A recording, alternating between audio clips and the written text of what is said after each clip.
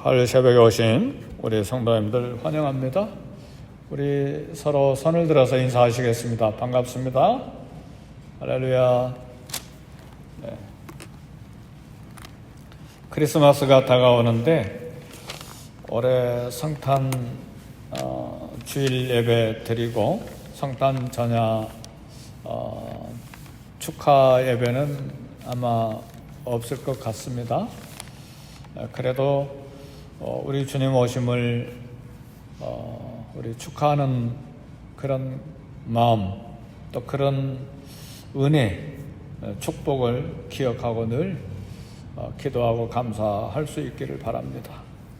그리고 우리 마음이 불이 계속 주님의 불, 성령님의 불, 말씀의 불, 기도의 불, 예배의 불이 늘 타고 있어야 합니다. 어느 집이 따뜻한 집이냐? 시골에 농촌에 지붕에 그 연기가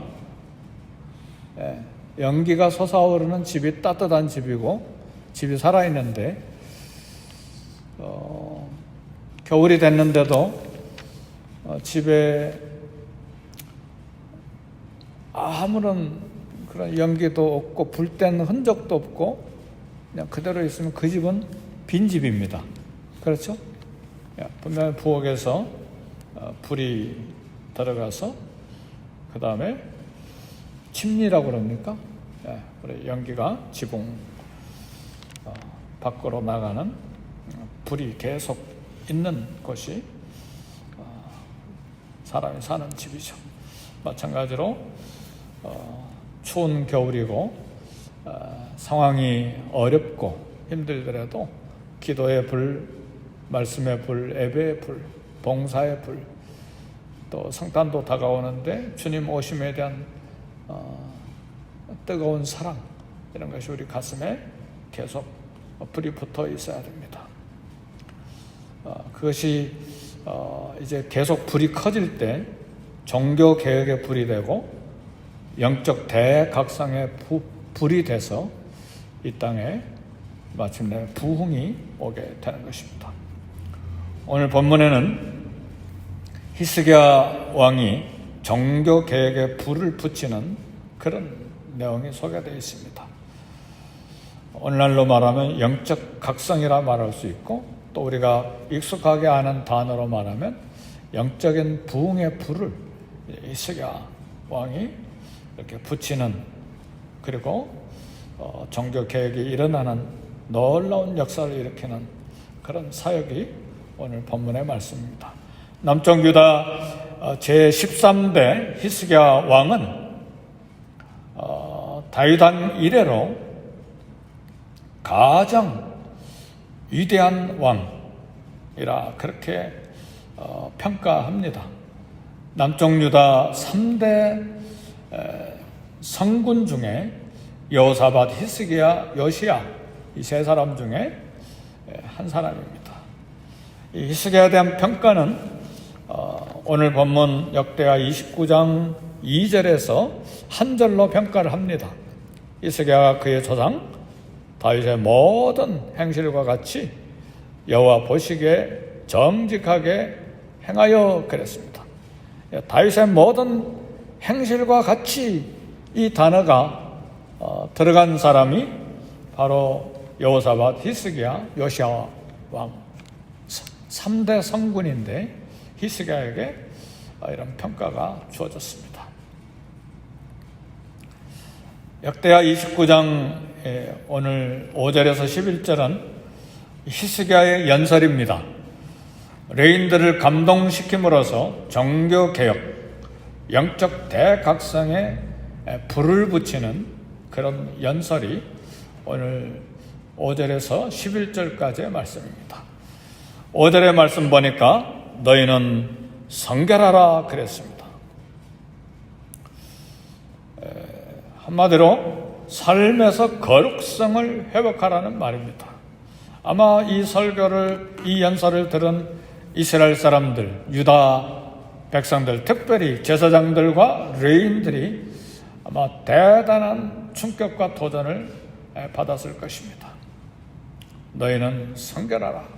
왕은 종교의 직책을 맡은 사람이 아니잖아요. 성직자가 아니잖아요. 네, 정치적인 왕인데 성결해라. 하나님 오늘 우리를 향해서 너희는 내가 거룩하니 너희도 거룩하라 그랬습니다. 하나님과의 바른 관계 회복은 삶의 구석구석에서 거룩성을 회복하는 것입니다. 도덕성에 타락하고 쾌락을 추구하는 세상에서 우리가 하나님과 긴밀하게 친밀감을 갖고 하나님과 동행하는 길은 거룩성을 회복하는 것입니다. 7절에 보니까 지금 5절에서 11절 히스기야가 특별히 레위인들을 감동시키는 그런 연설의 내용을 이렇게 분석해서 이야기하는 것입니다. 7절에서는 신앙의 현주소를 파악해라 그런 내용입니다. 왜냐하면 내용을 보니까 성전으로 들어가는 낭실문을 닫아버리고 등불을 꺼버리고 분향도 하지 않고, 분향은 우리의 기도인데 분향도 없고 하나님께 번제도 드리지 아니하고 그랬어요. 아버지 아하스 왕이 우상을 섬기느라 아예 성전문을 닫아버린 거예요. 그래서 등불도 이미 성전문을 닫아버렸기 때문에 등불도 꺼져버렸고 분향하는 기도도 이미 사라져버렸고 아예 하나님 앞에 예배를 드리지 않았다는 말이에요. 제사고 뭐고 예배고 아무것도 없었어요. 히스기야 아버지 아하스 왕은 극도로 타락한 왕이었죠. 우리의 신앙의 현주소는 어디인가? 우리의 기도가 살아있는가? 하나님 앞에 드려지는 진실한 예배가 있는가? 우리의 경건을 확인해야 됩니다.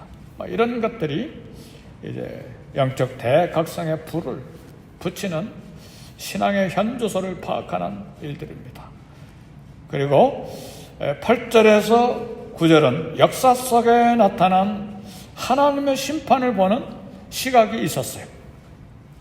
아버지 아하스 왕 때에 아람 나라와 북이스라엘을 통해서 침략을 당하고 12만 명의 군사들이 죽었어요.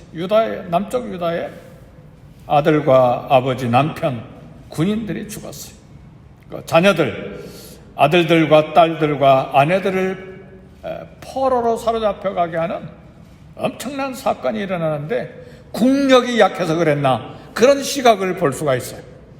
근데 히스기야는 우리가 군사력이 약해서 경제력이 약해서 그걸 말하는 것이 아니라 신앙의 눈을 가지고 신앙의 현주소를 파악하되 역사적인 이 관점을 분명하게 했는데 역사를 바로 해석하는 눈을 가졌는데 이것은 하나님의 심판이다. 경제력, 군사력 그런 것이 정치력이 아니라 하나님의 심판이었다. 왜 우리 자녀들이 12만 명이나 죽고 20만 명이나 되는 아내들과 아들들과 딸들이 사로잡혀가느냐? 여기에 대한 역사적인 해석은 히스기야가 바로 보는 해석은 하나님의 심판이었다. 이런 상황을 정확하게 해석하고 파악하는 것도 중요합니다. 그래야 종교개혁과 영적인 각성의 불을 붙일 수가 있습니다. 그리고 오늘 읽었던 본문의 마지막, 내 아들들아 이제는 게으르지 말라 그랬습니다. 여호와께서 이미 너희를 택하사 그 앞에 서서 수종들어 그를 섬기며 분향하게 하셨느니라. 이 레위 사람들아, 제사장들아, 4절에 그랬잖아요. 제사장들과 레위 사람들을 동쪽 광장에 모으고, 그러니까 아들들아, 11절에 내 아들들아, 그 말은 제사장들과 레위인들을 향한 말이에요. 이제는 게으르지 마라. 너희들 성직자들인데 게으르지 마라. 오늘 하나님의 모든 자녀들을 향해서, 하나님을 섬기는 하나님의 백성들을 향해서 동일한 말씀이죠. 게으르지 마라. 로마서 12장 11절에는 부지런하여 게으르지 말고 열심을 품고 주를 섬기라 그랬습니다.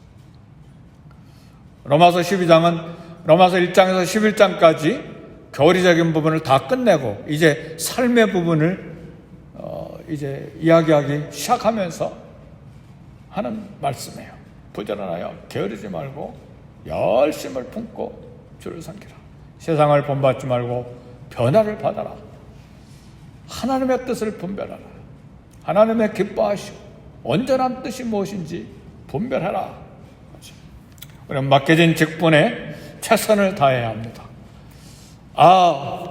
팬데믹 시기니까 어쩔 수 없구나, 집에만 머물러 있자, 그것이 아니죠. 절대 그것 아닙니다. 우리 선교지 선교사님들도 생각해야 돼. 사력을 다해서 맡겨진 직분, 사역, 영혼 건지는 일을 위해서 해야 될 일이 무엇인가? 우리 지금 선교편지 계속 받고 있잖아요.